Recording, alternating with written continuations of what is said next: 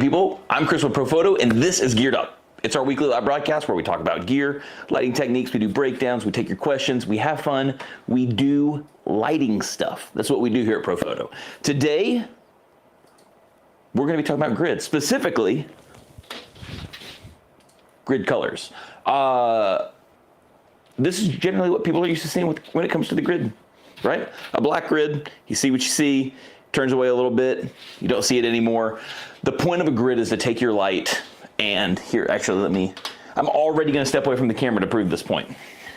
I'm already gonna step away. All a grid does, oh, hey, we're on the side. I added a light here this time, so we're a little more visible, it's not so weird shadow, but this works out perfect. So, the rules for lighting is the size of a modifier in relationship to your subject determines the hardness or softness of the light. A grid does not change the size of that modifier. So the size of the modifier in relationship to your subject is the exact same, the hardness is the exact same. What a grid does is takes the beam of light and directs it. So you can see just a simple turn away and then I disappear. Which is also something my wife wished she could do, is put a grid on me so she could just turn away and I disappear. Caitlin approved. If she could do this right here, especially when I'm telling jokes, she'd be a happy camper. Alas, it doesn't work on me. All right, I digress. So, do you want to stay here, or where do you want to go? You tell me what you want to do. I'm here for you. All right, master plan, go to 1. Cool. So, your traditional black grid is black absorbs light. It's not going to allow for a lot of reflection. Therefore, the grid is going to stay pretty tight. You're not going to get a lot of spill because there's not really many places for the light to reflect off of and shoot around the room. Enter white grid.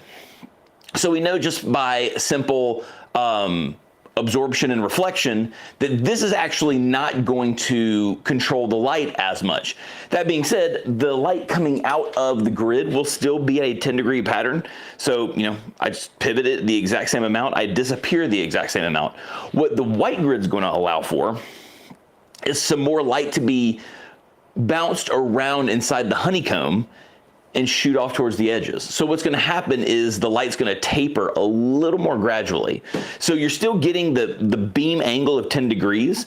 That doesn't change. The light coming out of this is at 10 degrees. But what this is gonna allow for is some of the lines of demarcation to be feathered away. So you're not gonna have such a stark cutoff between what you would with a black grid and a white grid. So that being said, the effect is obvious but subtle. So it's one of those things that I think it's easy to go, oh, it's white, it's gonna bounce a whole bunch of light everywhere. The point of it is still to be a grid. It's still to keep that light or at that, you know, whatever designated beam angle you have here for this one, it's a 10-degree beam angle. So it's still designed to keep the beam at 10 degrees, but it's gonna let the edge feather a little bit more. It's gonna let the light bounce around a little bit more. They're really, really fun to play with, and that's what we're gonna do right now. So let's talk about light setup. I have a couple of different things going on here. Did I turn my D3 off? I turned the modeling light off for some reason. So we have an interesting setup today, and I'm going to explain what we have going on. First and foremost, the Magnum that we're using is the new white finish Magnum. I'm not gonna take it off. I can show it to you later if you wanna see the finish differences between that and the silver that I just showed you. The reason we're using the white Magnum, one, they're more effective with the flat front lights. I'm not using a domed light today. And two, I wanted to. I like the smoothness that comes off of it. The punchiness off the silver is really, really nice, but it's still really nice and punchy off of the white, but it's more efficient on the inside. So we're staying with the white Magnum today on the Pro D3 1250. 1250 just because that's the D3 that I have, and I wanted to use a D3 today. I'm not even close to the amount of power I need. I think I'm down to like 0.6 or not 0.6, 5.0 or 6.0. So we're down quite a few stops. But that's the Pro D3. It's it's a dynamite light. If you have any questions about that, we can talk about it as well. And then we're going to be using on that the white grid and the black grid. We're also going to take a shot no grid, so you can see kind of how things change. We wanted to add a couple little elements in. I'm not sure how much you can see the shadow. You'll see it in the photo when it pops up and when we take it. But we have a flag set up right here. Oh, you can see it right there. That's nice. So there's a flag right here to create kind of like this graphic element in the shot. It's also there for you to see how cutting down on that light is going to change that graphic element, and then how the reflections are also going to change that graphic element. It's, again, subtle, but it's there, and I want you to see it. But this is also going to just add a little bit more visual interest into the shot. And then what I'm probably going to do after we have all of that is I have this V flat right here that I'm probably going to scooch into Kate this way, just to bring a little bit more light back into her face, so it's not quite so dark, but that's just kind of polish on top of the image that we're taking, whereas the main goal of what we're doing right now is to see the grids. So with that being said, I think it's time to take some images. Are you ready? Are we? Cool. Awesome. So when Kate flips over here to the second and you see the screen pop up, you'll already kind of see what we're working with. And then we're going to show you all the stuff with the grids, kind of where we're going with a lot of this stuff. So camera wise, because people also like to know that information, GFX 100S, I'm using the 110 millimeter lens at f8. I think on the GFX, I think that works out to about 85 millimeter lens. So 110 GFX 100S, Connect Pro on top of the camera. We're tethered into Capture One, so we have all of our bases covered in case anyone has questions about the setup. So again, f8, ISO 100, I think it's 100, or am I at 160? I'm at ISO 100, and 1/25 of a second is my fastest shutter speed. So the first shot that we're going to take of Kate is going to be just flash magnum, no grid on the front. You see we have a ton of light coverage, and we're ready to rock and roll. So you ready, Kate? Lean towards me just a hair more. 3, 2, 1. So that's the first image. Again, you kind of saw what it looked like before we, did it load? I don't think. Nope, there it goes. Yeah. You saw the image right before it, so we're kind of in that same area. So now what we're going to do is we're going to go to the white grid. So let's throw the white grid on here, and they should be able to see how much this is going to change the light being focused. So you can already see that the light is cut down a good amount. Hold on a second, make sure we're getting that put on the right way. I feel like something's fighting me. There we go. I do like the new white grids. So like the here, kind of show you with this thing here on the side. The older grids for the Magnum. I don't know if they do this with the new Magnum black grids, but they had like these. They have like these 3 grips. The new white grids only have 2 grips, and I like it better. It's a little simpler to install, but it still has all the grip to it. So the engineers who are doing all this stuff made it much simpler to use the white grids, which I like. So hopefully, again, I've had this black grid for a while, so maybe they've changed it over there too. So I'm not going to change any power, no nothing. We just added a white grid. So you ready to rock and roll? Lean towards me just a hair. 3, 2, 1. Cool. And you can already tell with the white grid that we're cutting down on a lot of light. We still see some of that graphic element in the background. So it is still spilling out enough to throw light against the flag and cut that off in the background. But the grid's already doing what the grid's designed to do, which is to take the light, focus it, and the consequence of using a grid pretty much in all scenarios is a contrast increase. And that's just because there's less light hitting things. So those shadows are really going to start becoming really pronounced. Again, the white grid allows for a little bit more reflection out of the actual light modifier itself. So we have a hair more, so you have, just kind of quick little explanation. You have a beam angle, which is where the light, so you have the light coming down the middle, And the beam angle is at the point in which the light loses one stop. And then all the stuff off to the edge, that's the field. That's your field light or your field angle. So this thing's about a 10-degree beam, but what the reflections of the white allow for is for the field to stay a little wider. So it's filling in some of those shadows. The black is going to cut down on that a lot because there's no reflection. So that's what we're going to do right now.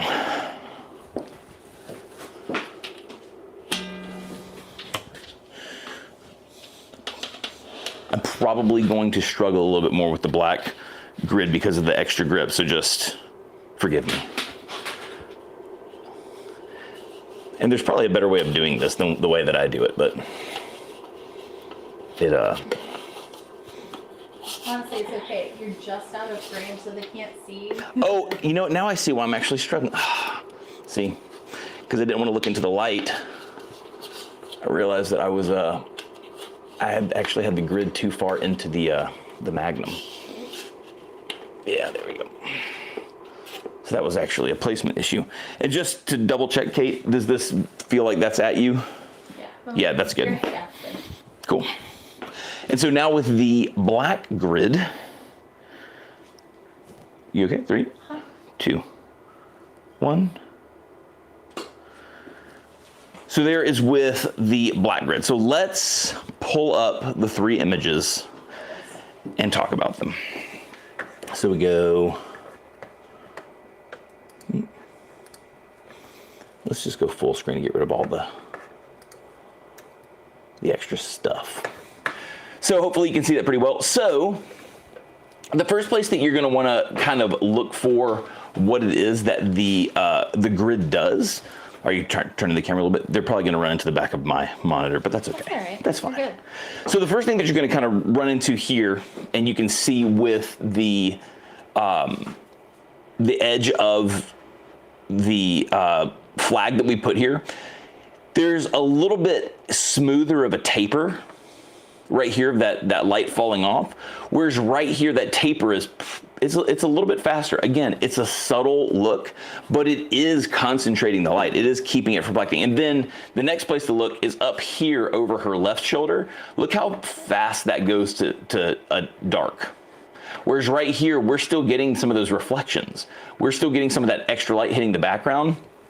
Doing a couple of things. It's maintaining the look of the flag that we have there, so that kind of that graphic element, but it's also still allowing her to be a little more separated from the background because there's some light getting back there to it.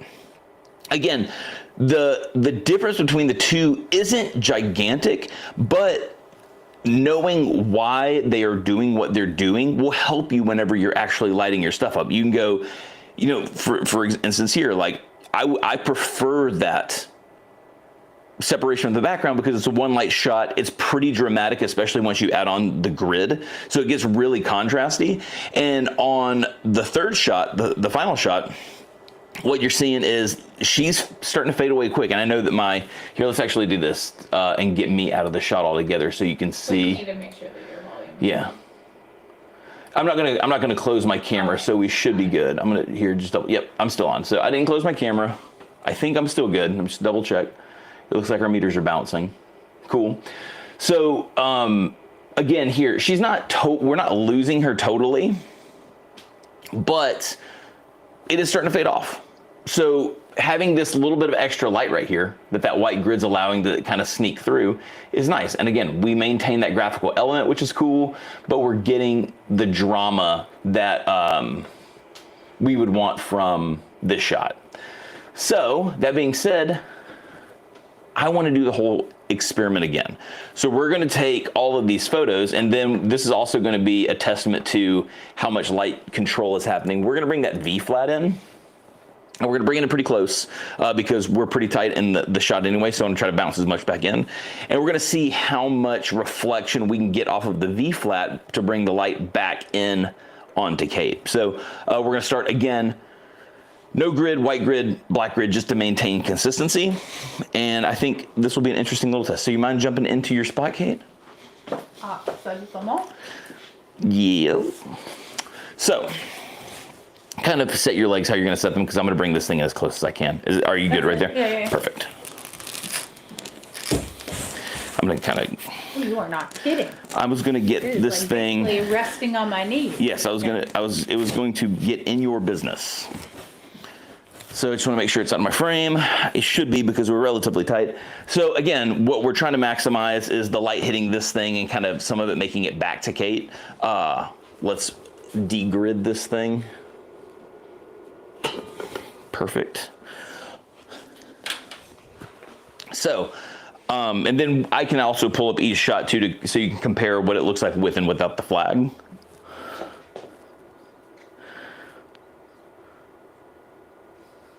Can I have you scooch your booty back just a little bit on the, there we go. Here we go. And then lean to me just a hair. And then open that shoulder up just as, yeah, right there. 3, 2, 1. Lovely. And so let's just go ahead and throw on the grids and see how that changes stuff. We're going, again, back to the white grid.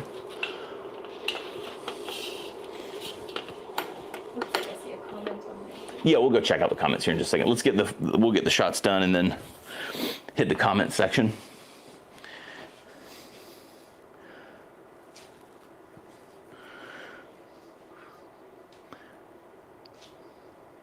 Three, 2, 1.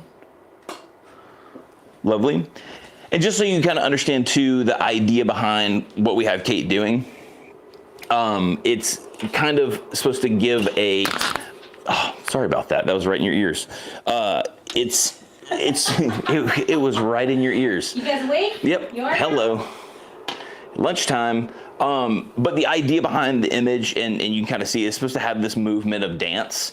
But we have her sitting one so that I can shoot up at her a little bit more and try to keep, I don't have the tallest ceilings in the world, so to try to keep the top of the backdrop out of the shot. And also we want her hair to flow away the way it is whenever she's leaned back.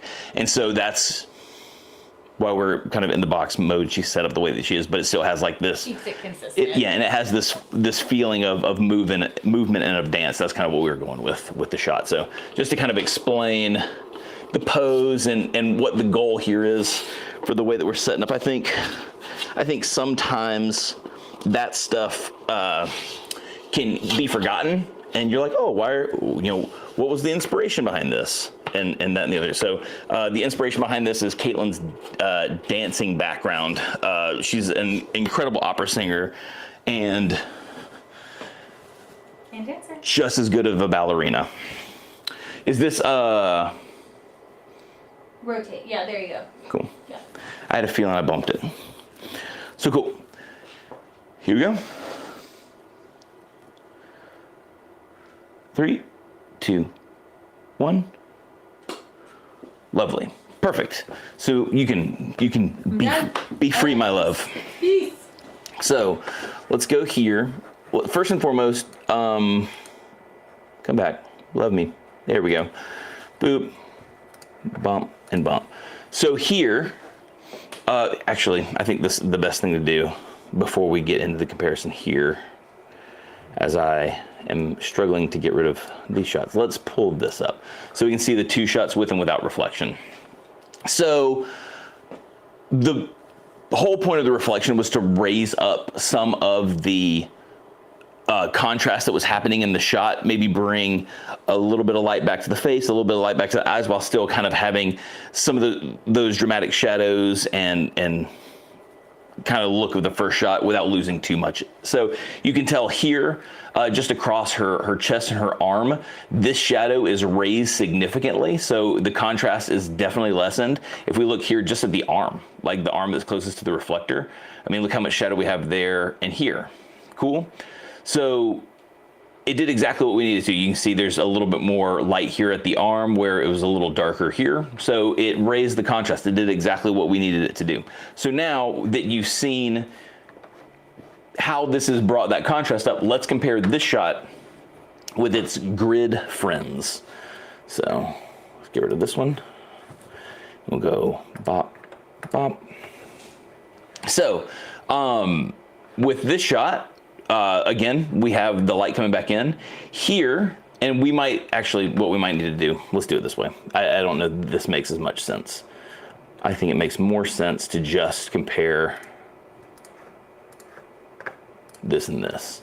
So let's see how much that reflector brought back into it. So it did give us some. So like if you look here at the arm, we were able to get some light over to that big V flat, and we were able to bounce it back in. So like right here against, again, the arm, this really close to the V flat is gonna be the most obvious one.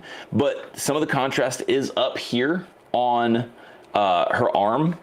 So it did do what we wanted it to do there. Let's see. I know that we're getting a little up close and personal with the nose, but it's kind of actually a cool crop, I'm not gonna lie. So there's a little bit, like if you look right here across the edge of her face, you can see that we have some highlight coming back in from that V flat, whereas over here on the side we do not. So with the white reflector and the extra reflections, we are getting some light to the V flat back to her, which is nice. Those extra reflections are really helpful.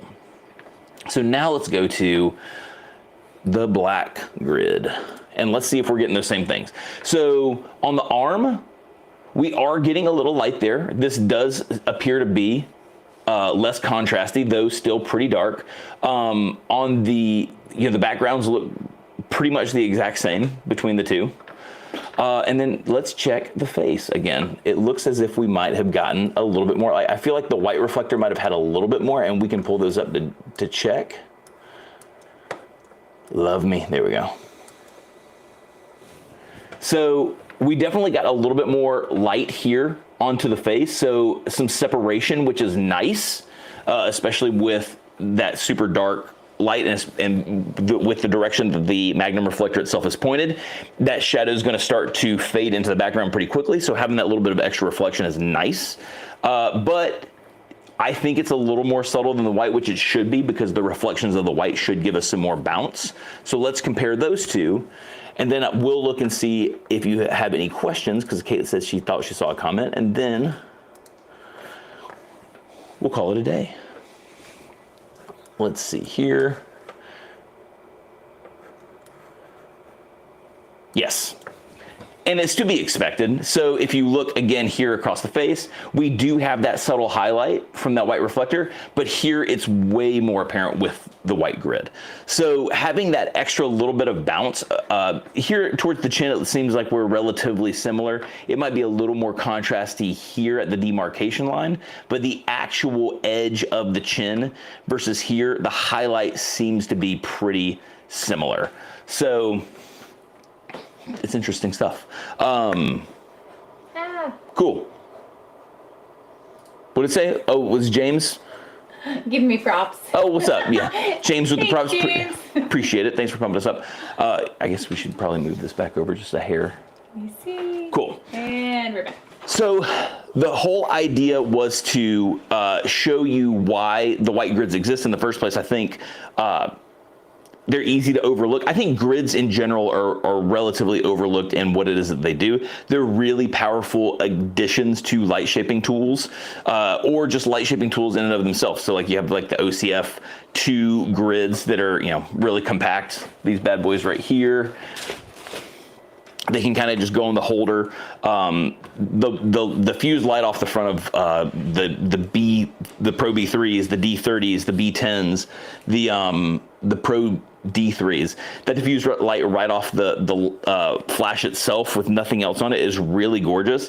And to be able to just control that a little bit more with some grids like the OCF2 ones is nice. So I think grids are underutilized. And now that we have a white grid, I wanted to make sure that we had the information out to explain and show how a white grid is going to differentiate itself from a black grid and why you would use one over the other. So again, your white grids are going to give you the control here. Just to show you and explain it again, your white grids are going to give you all the same control that you would from your black 10-degree grid, and for example, and so just so you can see, 10-degree grid.